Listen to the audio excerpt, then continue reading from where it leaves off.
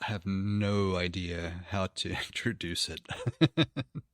Assuming that you wanted to go with the topic that we've Yeah, I teased. liked it. Yeah. Um, I just know, I guess best way to introduce it is just to say that what made me think of it when I dropped it in, even though I think I mentioned it last week anyway. But I watched the 30 years of The Daily Show, I guess it was a recap episode, or I don't know if it was just a YouTube special.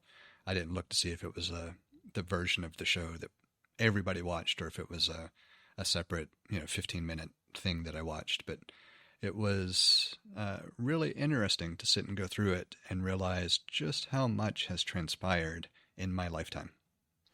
Yeah, right. I think we've had more than our fair share of once in a lifetime events.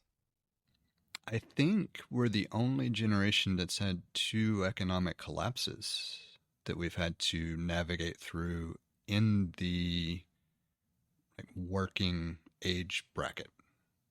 Yeah. Yeah. I didn't realize that this has been on for 30 years. I, I didn't either. I mean, I knew somewhat in my head, but I didn't really recognize it until I saw the episode. If you'd asked me, I would have said 28 years. Because I remember, okay, so did you say what we were talking about? Sort of. 30 years of The Daily Show. And Yeah, okay. yeah. There it is. um, I do remember that Craig Kilborn was the first presenter. But I don't think I watched it. No, I know that I didn't. I only ever saw clips of it. I never watched The Daily Show with Craig Kilborn. Yeah. And I don't even know if it was the same kind of show because I felt like Jon Stewart was kind of changed the direction of the show, if I'm not mistaken. Well, I know I had never watched anything until Jon Stewart was host. Yeah. So I've seen clips, but I don't know the show at all prior to his reign. Yeah.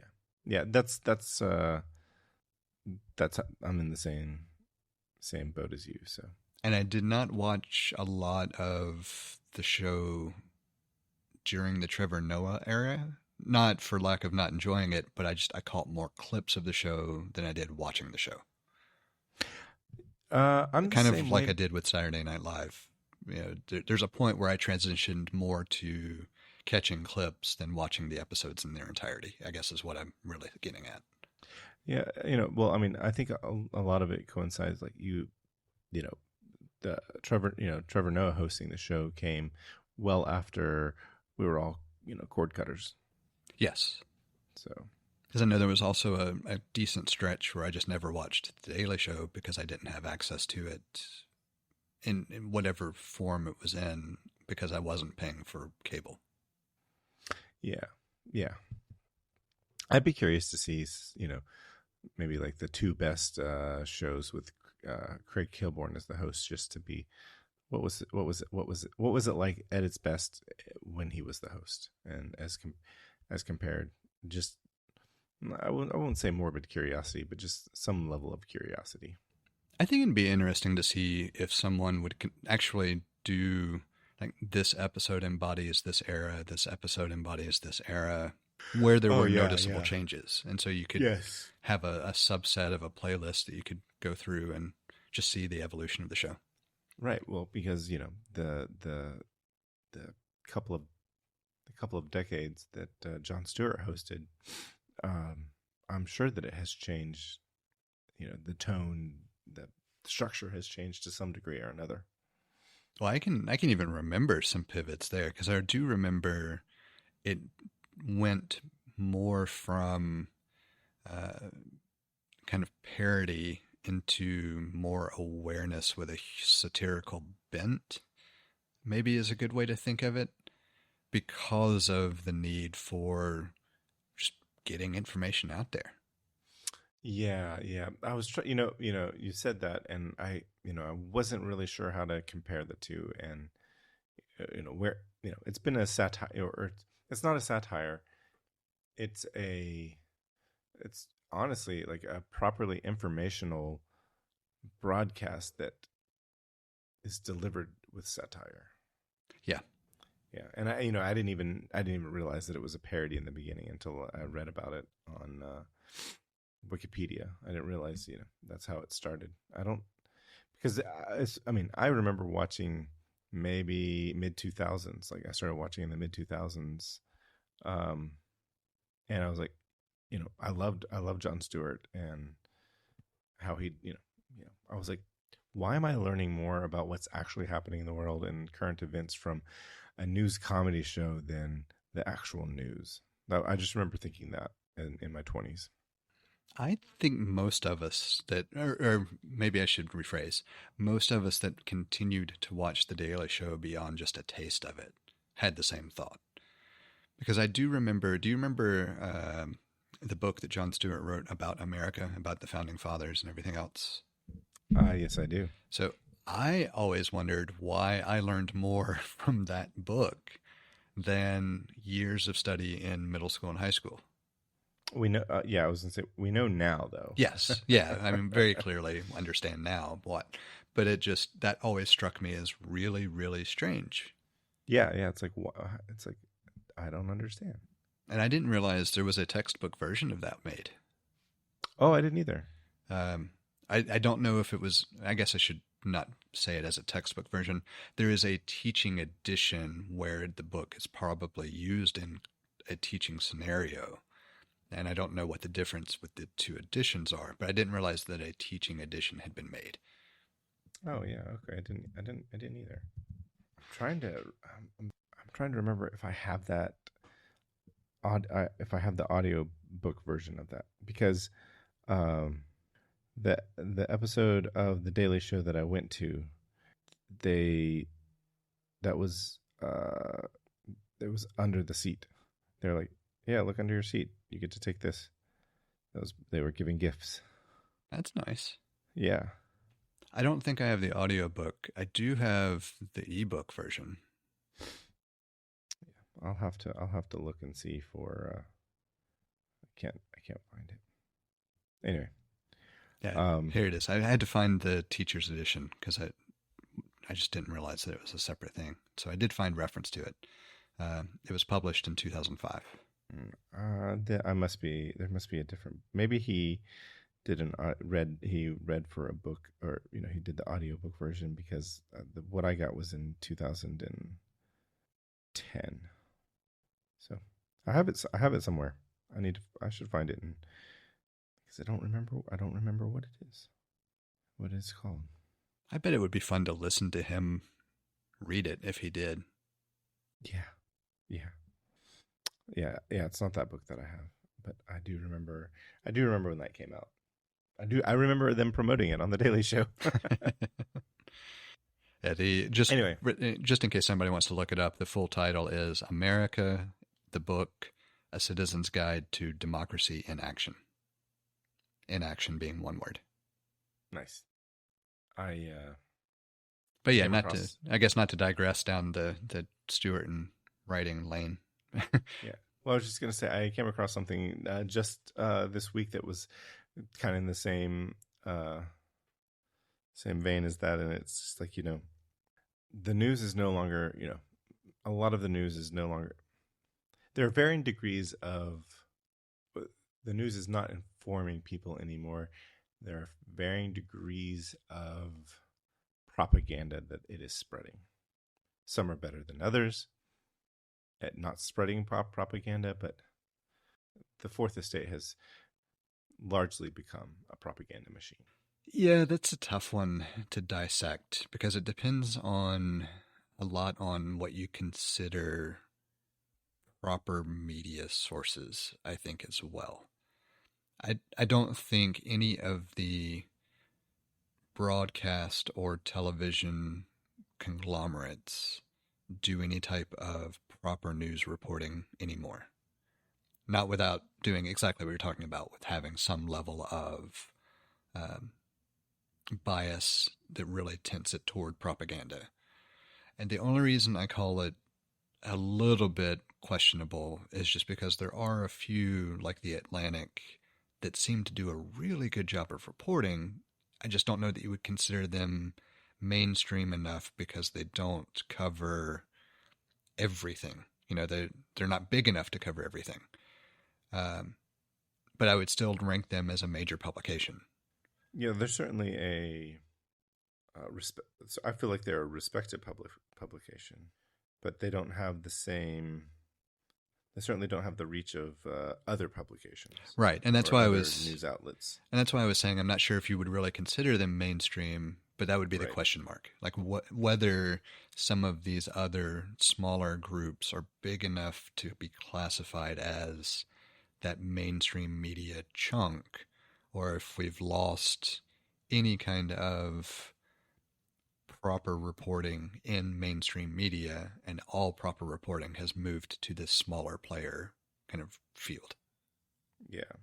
I'm thinking, I guess, how would you define mainstream media? Yeah, that's what I'm having trouble with. Is it I think that's impact or,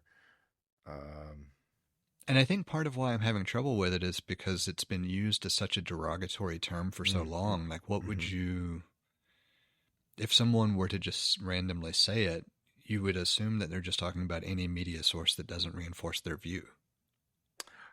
Yeah, well, I was going to say that's how some people might say it, but see, I would consider who has the broadest, which outlets have the broadest reach.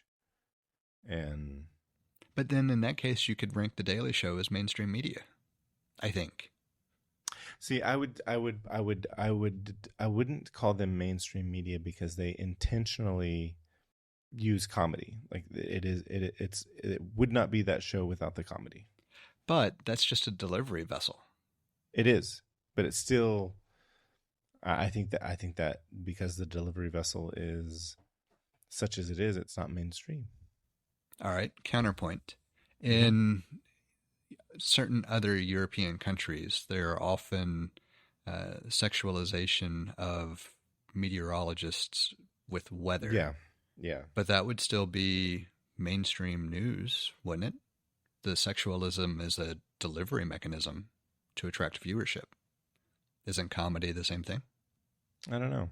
To be fair, I would not really classify The Daily Show as mainstream media. It's just a really good exercise in why it gets difficult to classify. Yeah.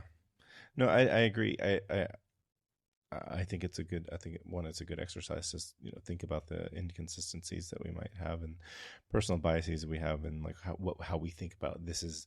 I'm going to slap this label onto this thing and not that thing. So, because the main reason I wouldn't classify them is just because of their time slot and general targeted market, more so than like what they convey or their viewership or anything else. You could have similar ratings for whatever the Daily Show. I don't mean the Daily Show as the Daily Show that we're talking about, but whatever the daily news show program would be called. Like the evening news. Well, yeah, I mean, you could compare it to that, but I was thinking about the morning to afternoon cycle, whatever that, the Today Show is part of what came to mind. But any of those I would classify as more mainstream because they're attempting to hit the broad market. They're trying to be visible in those times where most people are theoretically watching television if you were going by the old schedules. The Daily Show has always been something that happened after hours. It's not like they're trying to hit primetime viewership or anything. It is its own thing. They're not intentional. They're intentionally not trying to hit those times. Right. Or compete with those with the evening news. And I think that's the only reason I would not classify them as mainstream, because I think the quality of the reporting is the same. I certainly think it's better. I certainly think the bias is less. It might be more evident when there is bias because they call it out with humor, which makes it more informative and less misinformative. Right, because it's a clear. Yeah. So I don't know, maybe I would rethink that. Maybe I would say The Daily Show is probably the best example of what should be considered mainstream media in the U.S. today. I don't disagree. I think that's a really good way to describe it. And then it makes more sense about how much they've reported on that I've been through that I remember that I would not remember from mainstream media. Right, right. Well, would you like to talk about the things that the high level list of major crises and events that they've covered over the last 30 years? I mean, we can just for the sake of completeness, but I don't really have anything specific beyond the list. Do you just want to kind of go through it for the sake of Yeah, going through it? yeah. Um, I pulled this together just by using, I think I used ChatGPT for this one. I can't remember. I play with all of them enough at this point that I don't remember which gave what source. But I essentially just said, look, I've forgot how much The Daily Show covered over the past 30 years. Give me a high level summary of uh, major crises or events that they covered. And this is what list it gave. So I don't know how complete it is overall, but just glancing through it, it hit everything that I remembered for sure. And then there was some stuff that I'd forgotten about. So, first item was Clinton's impeachment, Yep. and that was in the late 90s or the late 90s U.S. political scandals in general. Um, Was it, how old were you? Because was it early 98? yeah, I would have been 18, 19. I don't remember if Yeah. it was prior to turning 19 or if it was, I think it was. I was thinking it was in January, but I have no idea. Yeah. I was old enough to be quite familiar with it. I'll put it that way, but not from a standpoint that I really cared to be quite familiar with it, if that makes sense. Like it was Yeah, enough it that I knew does. what was going on and I paid some little attention, but I didn't care that much. Yeah, I'm kind of curious now because the actual events that were described in the scandal actually happened between November of 95 and March of 97. Yeah, that lines up better with what I remember. So 98 would probably be because it takes Yeah, a while. January 98 was when um Because I remember a lot of jokes about the events or suspected events or alleged events, however you want to refer to them, prior to any resolution while I was still in high school because I graduated in 97. so Lewinsky didn't even speak to Linda Tripp until 90 September of 97, and the story broke in I guess January of 98 because Paula Jones submitted an affidavit uh, about the relationship, denying there was a physical relationship. Um, so yeah, it was 98, and I remember uh, I remember on an episode of Wait, Don't Tell Me on NPR. Uh, they started in January of 98. They started that show in January 98, like a week before the Clinton Lewinsky scandal hit, broke in the news. So they were like, it was a gift for us. Yeah, yeah. When you put on here, I don't think you have the second bullet point you have was the 2000 election, and I haven't thought about that in a while. Um, about the Florida recount and the hanging Chad. the I'm the Bush Gore. Yeah. What a stark difference between some of our more recent elections, No kidding. particularly the 2020 election. I would I'd actually rather go back to just the recount drama than what we've had. Yeah. No, I know. I just remember thinking sometime after George W. Bush left office, and thinking President Bush might be the worst president of my lifetime. I hope that it is. Man, we got that one. I got that one really wrong. Well, speaking of next item, Yeah. it's certainly no surprise since you had the 2000 election, 9/11, 2001. Yep. Uh, certainly changed the landscape of a lot of things. Oh man, the Patriot Act alone. And I mean, I can't think of anything that's not still feeling the ramifications from 9/11 in some fashion. I mean, airline going to the airport is forever changed because of that. I don't see it ever changing in our lifetime. I I do think it got slightly improved with the introduction of like the pre-check and other like safe flyer programs, but it's still drastically different than it used to be. Well, I mean, you used to be able to go up to the gate, and watch your loved one walk down the jetway. Like I remember doing that a few times as a kid. I do too. And it's like, at some point I will tell my kids about that. It's like you used to walk through a metal detector. That's it. And you went. And it's like, one person's flying, one person has a ticket, and there's like, there's 10 of us going through the metal detector. So kind of funny. Got Enron. I forgot about Enron. I hadn't thought about Enron in a while. It was kind of nice when corporate greed didn't extend to the presidency, Right, right.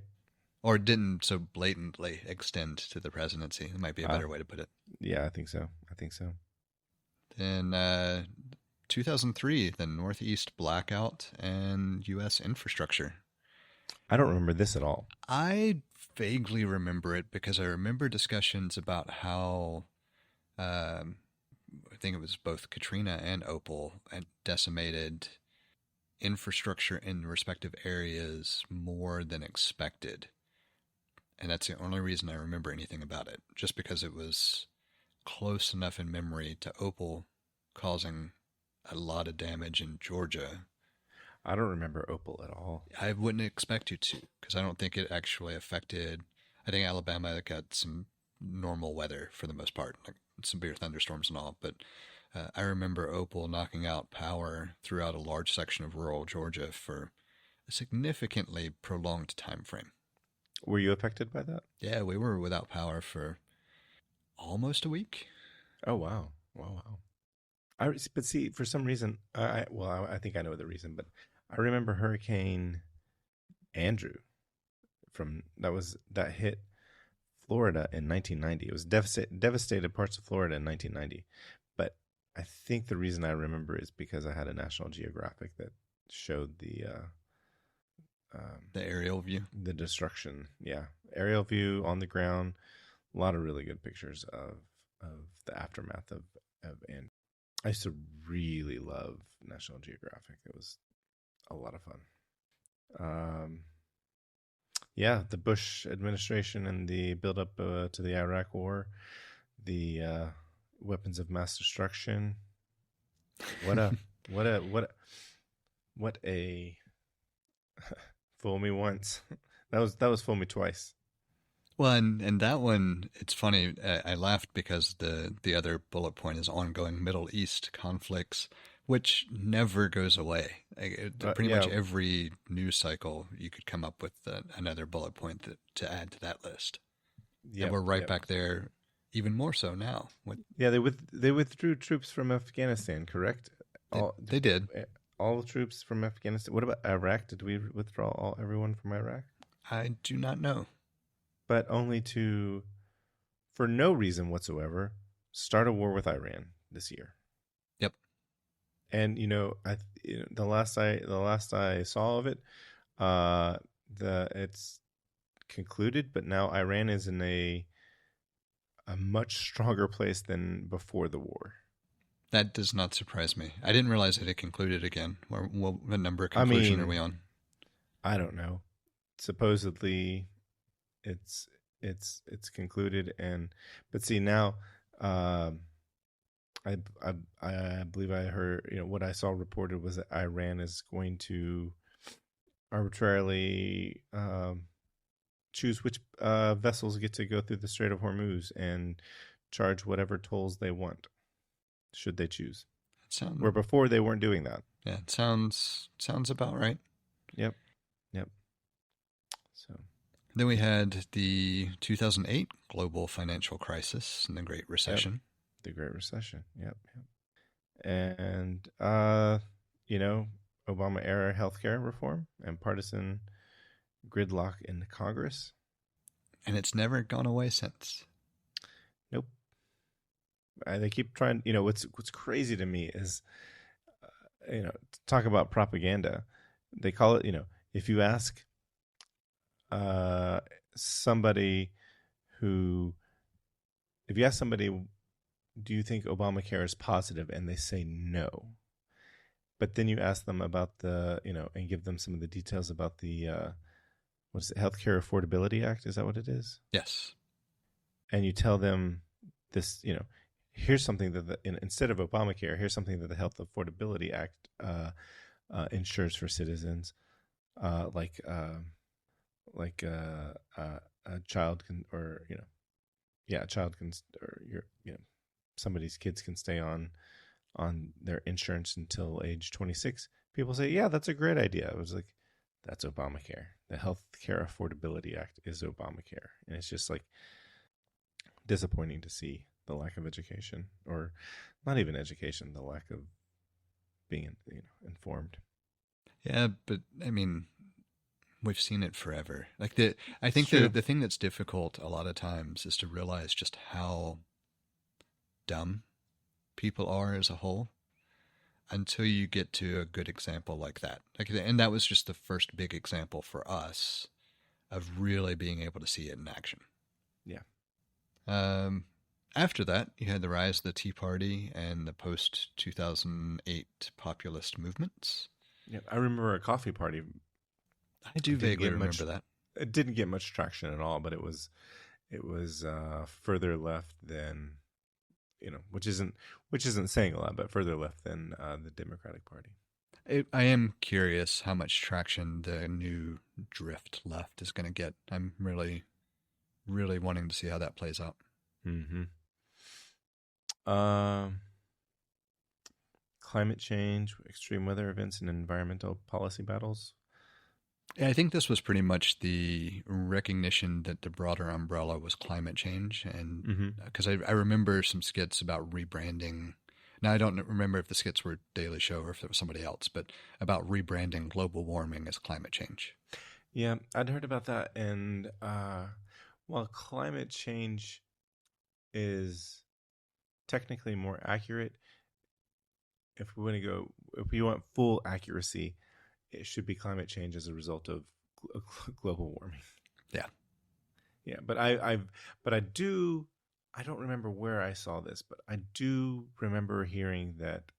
So take it with a grain of salt. But I do remember hearing that climate change was a preferred shift by those who were causing the most climate change, so that it seemed less ominous than global warming. That would not surprise me. Yeah. Same thing with like recycling, and the whole litter bug campaign was absolutely a way to be like, no, it's you little citizens throwing your wrappers out the window of your car as you drive, or leaving your empty cans here and there. It's like, well, that is problematic, and we should 100% agree with all that entire campaign. It was designed to take focus off of corporate polluting, which is actually the same argument now with data centers. We mentioned it, but adjust your thermostat instead of how much power and environmental damage does the large data center up the street cause. Yeah, it's stop. Even the whole concept of like, we have to find a silver bullet to solve this problem. It's like, no, it's going to be a lot of different solutions in a lot of different locations. So what's the I don't remember the Arab Spring uprisings. I don't either. Okay. And I think this starts the period where I didn't watch the full episodes of The Daily Show, or even attempt to. Oh, is it a reference to what happened in Egypt and Libya? I think so. In the early 2000s. Okay. That makes sense. So I do very much remember that. I do not. I mean, I remember it as a high level talking point like what we've just mentioned, but I do not remember enough details to talk about it. It was like Gaddafi was overthrown in Libya, and whoever was president in Egypt was overthrown by the people. So I do a friend of a friend was Egyptian and flying home to see his family during that time, and he literally rode on a plane, and he was the only passenger flying into Egypt. That would be a fun flight. I know. Well, it'd be weird for sure, but yeah, I think it's like, can I move up to first class, please? You don't have to do anything for me. I just want the bigger seat. Yeah. I'd like to think that they let him do that, but I'm sure it depends on who was running the flight. yeah, I mean, it was a commercial flight. Well, that's what I mean, though. Like if it was Oh. American Airlines or one of their, subsidiaries, I doubt it. They probably would have shoved him all the way in the back. Yeah, I don't know. That's just my displeasure at American Airlines. Oh, you don't like American? No, I don't remember. I don't even remember why. I just remember I flew them a few times. They were okay, and then all of a sudden it was just horrible. And I do not remember what the shift was. But this is also, it's been long enough, and because I refused to fly them for quite a while after, that it's probably not that bad now. But airlines as a whole have gotten worse. So, oh yeah. Well, I was gonna say I flew American. So most of the time I fly Delta, but I flew American once. I don't. It might have been the first. Probably not the first time, but the first time in a couple of decades I flew American, and I could tell a difference in the quality of the plane, the quality of the service. But it's not anything worth like even taking the time to write a bad review over. So, but I could tell a difference. Yeah, and that may be all it was that turned me off. Is that I remember, because I remember the shift when American and United merged. I don't remember who bought who. No, American and United didn't merge. One of them bought the other. United bought Continental not too long ago, though. But American might have bought Pan Am. I gotta look this up because I was pretty sure it was American and United. Oh, but the Pan Am acquisition was like in there, so it's not that. Okay, United approached American. The merger did not go through. Oh, I didn't even know about this. I didn't know that they were. I didn't know that they had when they were discuss. There were discussions of it, but no, this is more recent than what I was thinking of. So maybe it was United that I got pissed at, not American. Maybe I just mixed them up because the names are too similar. Well, now I'm trying to. I would like to know why Pan American stopped. Why they ceased service. And either way, the whole, I guess the main gist of it is that at some point I quit flying American or United and started flying Delta. And while I wouldn't say they're exceptional, it's markedly better. Like, unless they are canceling flights in New York. That appears to be just a thing in New York, though. Interesting.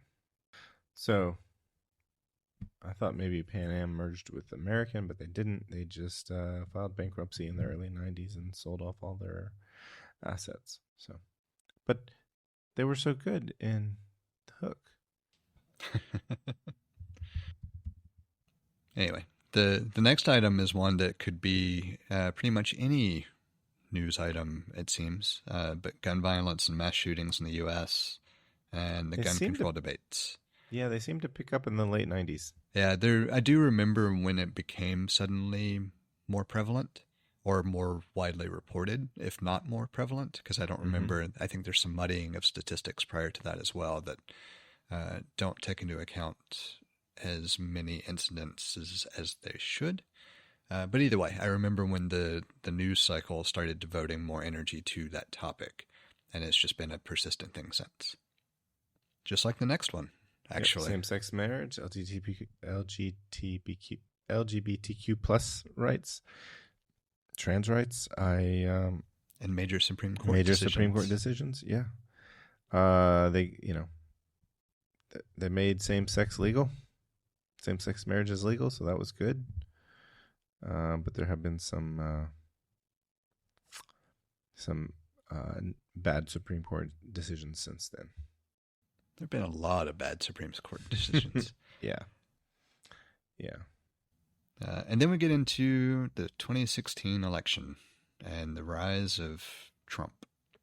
Yeah. And that's halfway through the list. Yeah. Immigration became a much bigger and topic, a much larger vehicle for propaganda. The police. Oh, Oh, no, you can go ahead. I was going to say, as did police violence and the Black Lives Matter talking points and movement. I feel like there was, there were a lot of underlying issues, and I felt like, police violence became, it's becoming more and it's not. I don't think it's becoming more and more commonplace. I just think it has become more and more commonplace that we are able to see it. I agree. I told I spoke to I've spoken to my children about, I think around the time the George Floyd murder happened. I remember talking to them about um, the Rodney King beating, and like why, it wasn't really anything new, but what, the thing that was new was that it was caught on tape. And something I pointed out to my children is like, there were no riots when the beating of Rodney King video was released nationally. There were no widespread riots. That's not when that happened. There were widespread riots around the country when they acquitted his attackers. Yes. And I think that's an incredibly poignant. Well, it's a solid contrast. Pivotal. Yes. Because part of what made George Floyd's murder so bad, above and beyond the fact that just how bad it was that there was the expectation that justice would not be served because of Rodney King. Mm-hmm. Mm-hmm. So the social outcry was immediate instead of protracted. That's what I was getting at with that. Yeah. Brexit and broader European Union political turmoil. Their troubles seem so much easier than our troubles, but that's not really fair. It is funny to me that they're still dealing with the ramifications of Brexit, and it's why they've seen so many different prime ministers. What are they, 4 in the last 8 years or something like that? Somebody else just got the prime minister gig within the past couple weeks. Yep, I saw that. Because whoever the most recent prime minister was just not effective. Yeah. So they had a way of replacing him. Sure wish we had a similar way here. We do? Well, a similar way that could actually be successful. Right, well, fair enough. You need a Congress that isn't bought and paid for? And more than 2 political parties. Yeah, that's true. Disinformation, social media platform crises, and fake news discourse is the next big one. And we're still feeling the ramification of that today. I think we're still in the middle of that today. That's a fair assessment. Yeah, I don't see certain things going away anytime soon until there's campaign reform, or not campaign. Government reform is really what it comes down to. Basically, until there's reform that brings about anti-corruption laws, this will continue. Yeah. The COVID-19 pandemic, it's been half a decade since we were in the middle of it. 5 years ago, we were just very much smack dab in the middle of our. It feels like so much longer crisis. And also doesn't feel like it was that long ago. Yeah. I think about it, I was like, it doesn't feel like it was 5 years ago, but it's like, wow, that was 5 years ago? It's kind of the feeling, the thought I have. It's interesting that in the midst of that, you also had global authoritarian trends and the erosion of a lot of democratic norms during that same period, because you saw the scientific method play out and people didn't trust what was being told anymore. Yeah. I came across, I don't know if this exchange actually happened, but it's hard to not believe that it didn't happen. But somebody was saying that they thought that if you could cite a source or show someone a study that proves a point or supports a particular point, they would be swayed to understand that. And then the person responds to him and says, no, there's actually studies that show that that is not the case. The opposite happens. People double down on what they already believe, and they will reject the unbiased, study. And the guy was like, I don't believe you. I have seen that uh, multiple times, so Like, I'm certain the it, exchange happened online. I'm sure it has happened somewhere before. Whether or not that actually happened in the way they exactly said, I'm not sure. But there are over 8 billion people in the world having conversations, so it's a non-zero chance that happened. I think. U.S. government shutdowns and repeated debt ceiling showdowns. Just more of our government not functioning the way a functioning government should function. And then look at that. The next line: ongoing Middle East conflicts, uh, iron tensions, and terrorism scares. Iran tensions. Sorry, not iron. I, it's like, I still, I don't, it's baffling that there was absolutely no, like, they didn't, the current administration didn't even try to fake an answer or a reason why Iran was attacked. Didn't even try to fake it. They said words and nobody accepted them, but nobody, I'm not going to say nobody questioned it, but it's not that the questioning is still happening. It's just that there's no accountability. There's no accountability. There's no counteraction, I think, is the bigger problem. Like it goes into accountability for sure, because if the accountability was there, then you would say that was the counteraction. But for me, the big problem is that there's a lot of inquiry, a lot of talk, but not a single fucking person doing anything in a position to do something about it. I had a thought about abortion rights today because we've been battling those. Kind of like unexpectedly. Well, not unexpectedly, but it was. I can remember a time where having a discussion, and they're like, Roe versus Wade's never going to be overturned. And when it was a couple of years ago, I was very much thought about that statement, and I was like, huh. I guess I didn't see that coming. That one bothers me a little bit. Not just because of the fact that it was overturned, but because once it was passed, Congress did not act to make sure it was something that could not be overturned. Right. Like it sat there for 50 years. Could have been codified, but wasn't. And I think that's the only right that's been granted that has followed that trajectory, right? I can't think of one. I guess same-sex marriage maybe as well. That would be the other one. Yeah. But that hasn't happened yet. Yeah. I think I had this. I want to go down this tangent here, but I had this thought about abortion rights recently, and I was like, instead of like, there's no need to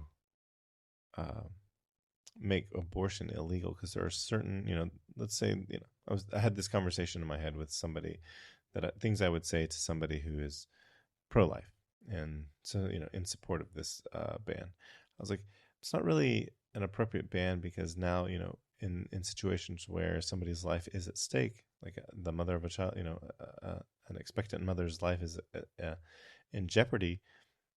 You've put doctors into a moral quandary, and healthcare, not doctors, but healthcare providers in a moral quandary. And so why wouldn't we just go ahead and make it illegal for men to engage in intercourse with women that are not their wives? I was like, why isn't that what why isn't that what you want to legislate against? It's an interesting question. Mm-hmm. I have two pretty much immediate answers, but I don't know are these devil advocate answers? No, actually. Oh, okay. I can come up with one, but the first answer that comes to mind is that it's because you're targeting the wrong group to regulate, as far as our history is concerned. But the one that's more interesting, the same crowd should agree to it, because they're using essentially religious justification for the reasoning. Right. but it wouldn't pass that way because we're not a religiously harmonized country.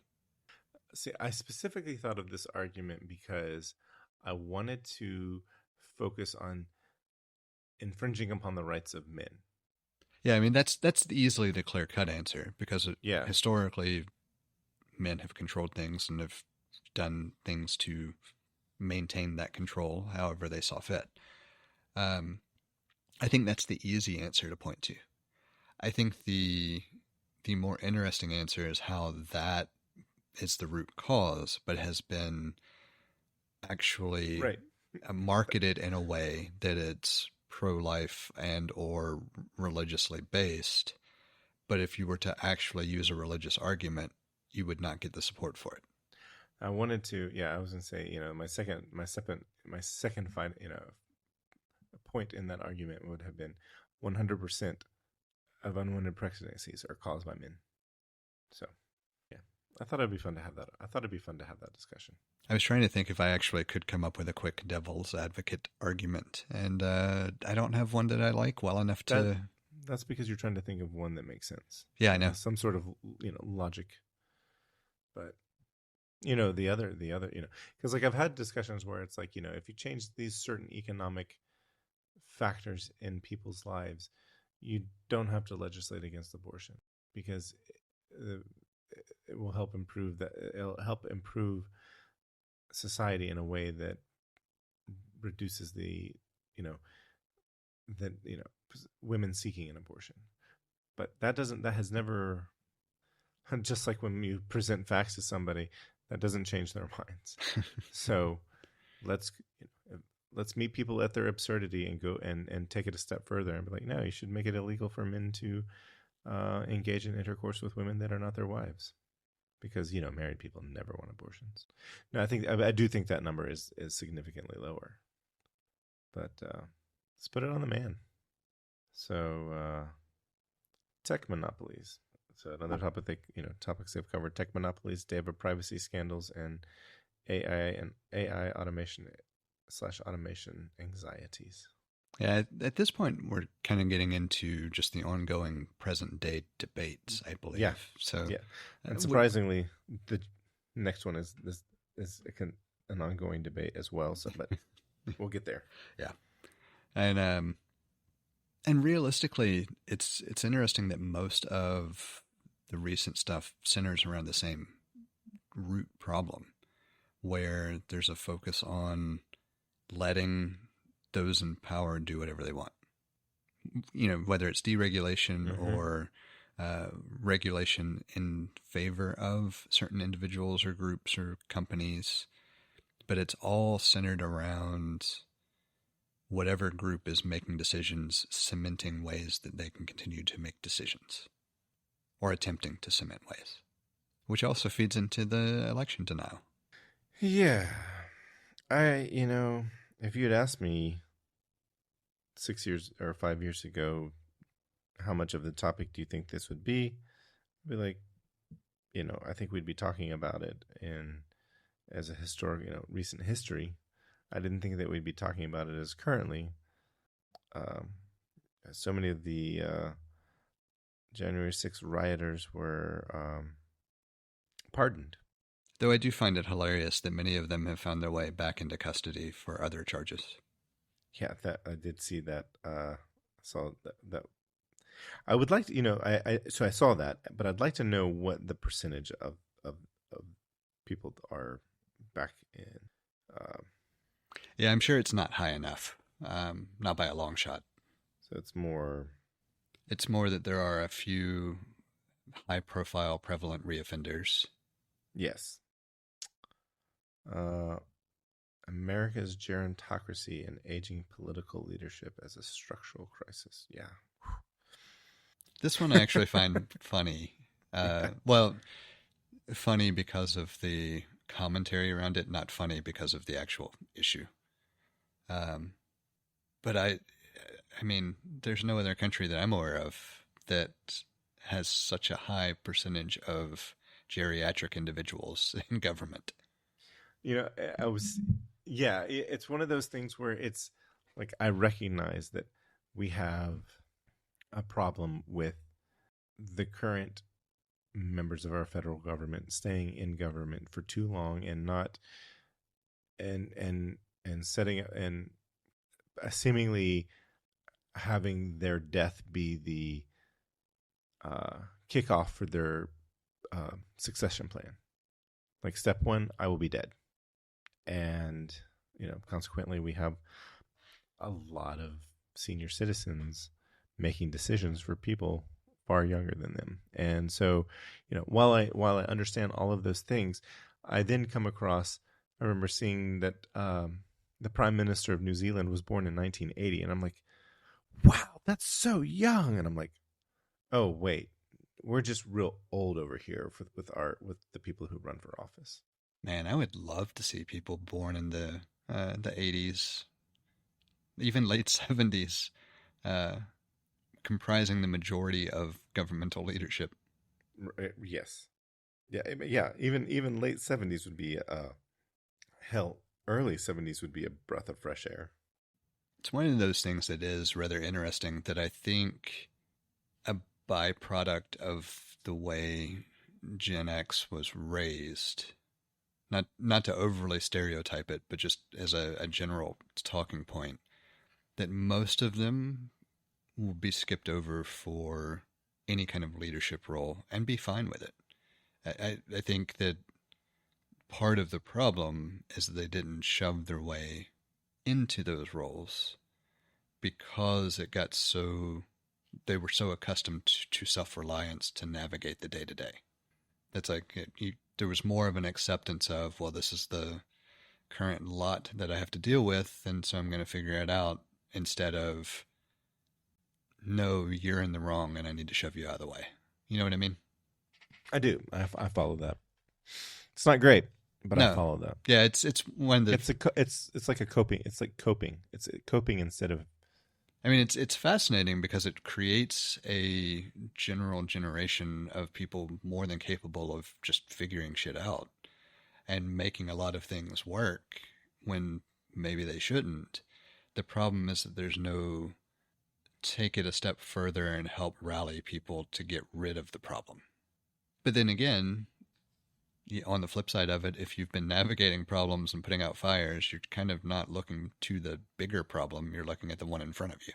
You're so exhausted from all the little problems. Yeah. No, it's certainly, it's by design. It is an interesting thought experiment, though, that I would love to see, though, a rise in that generation, or the little sub-generation in between Gen X and millennials, just say enough's enough and take control of some stuff. Mm-hmm. But now we're starting to see, like, some, right in the middle of the generation, millennials starting to make moves. So that's at least nice. I'm a big fan of Mom Donnie. I am too.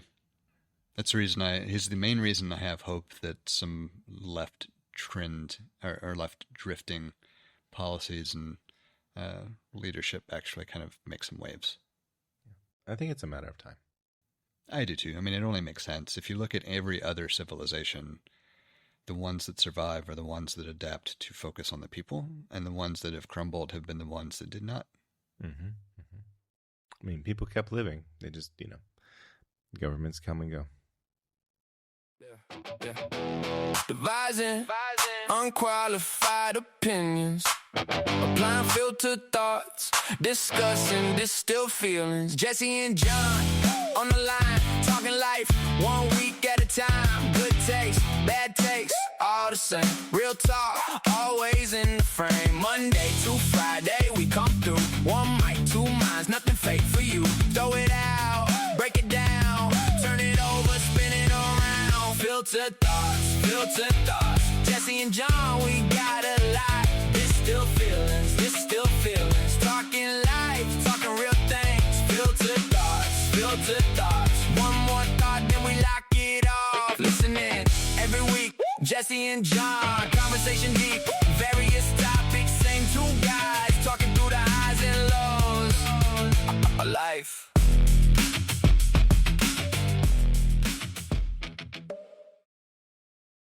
Unrelated. but I can't remember what it was now. I know it was related to entertainment. That's why I thought of it. Was it about the Odyssey? No. Wasn't it? I mean, we could certainly talk about the year that Tom Holland and Zendaya are having with theatrical releases, but no, there was something unrelated. It was more... What was it? Oh, Taylor Sheridan.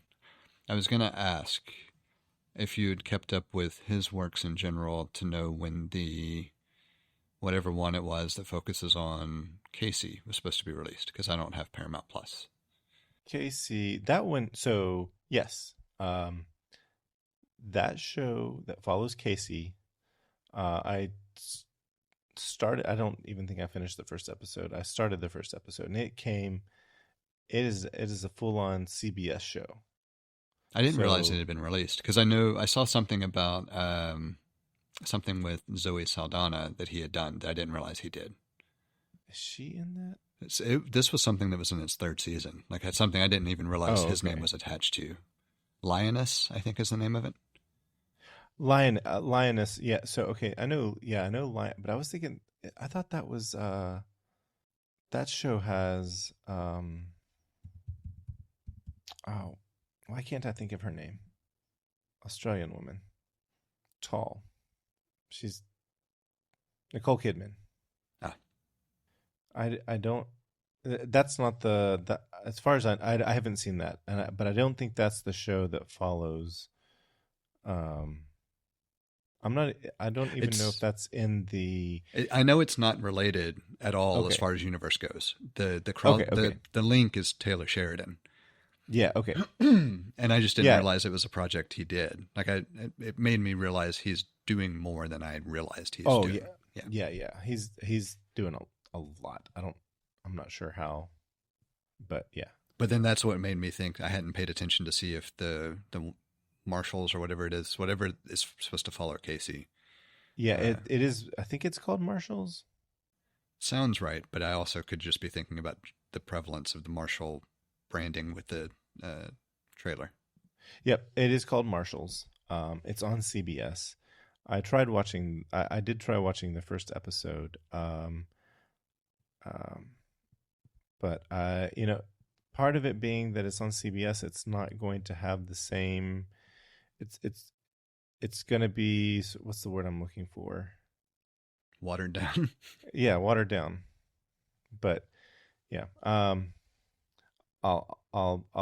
put this spoiler out there. What's his wife's name? She's dead. Yeah, they showed that in the trailer. Monica, okay. Right? Monica, yes. The show opens with her having passed away from cancer, and I found that really off-putting. And presumably they couldn't negotiate. The actor and production team couldn't negotiate. Or I don't know. Maybe they didn't want her. I don't know. But I just found that really off-putting. I think well, I guess I couldn't speak to it for sure, but my read on it would be more that they needed that to be the catalyst for Casey to even be doing something different, more so than not necessarily wanting her in the show or something else. That it was more trying to show a very clean break between the character and the character you're about to follow. I would have preferred a different method. I would have preferred that they try a different approach to that. Yeah, I think there are plenty of ways to do it. But I just feel like that's probably what they were going for more than a negotiation related thing. Yeah, maybe. The show that follows, why am I blanking on their name? Rip and Beth is, I think they've completed their first season, and and it's called, that one's on Paramount Plus, and it's called Dutton Ranch. I haven't watched any of that. I didn't realize they were doing. Well, I take that back. I remember we talked about this. Yeah, I didn't realize it was coming that quick. Is what I was meaning to say. But then again, I also didn't realize the one with Casey was that quick. So yeah, well, they got to strike while the iron's hot, I guess. Makes sense. But was gonna say, looking at the cast list, Ed Harris and Annette Bening are in that show. That's interesting. In Curious to see. Dutton Ranch. In Dutton Ranch, yeah. One thing I will say, they've definitely had a lot of just solid casting choices. I agree. I want to give Marshalls another chance. It's not too many episodes, so